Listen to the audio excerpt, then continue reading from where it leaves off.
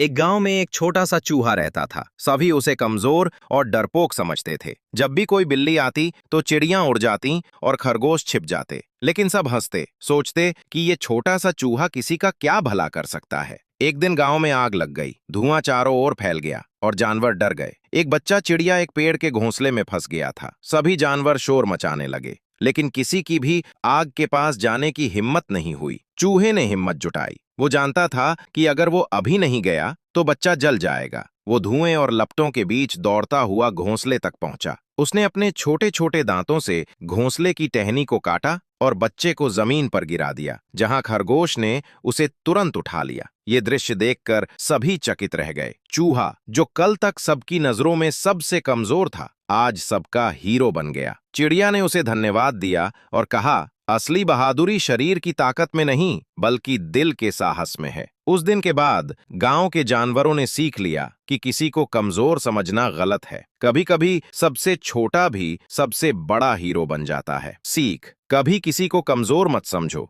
हिम्मत ही सबसे बड़ी ताकत है।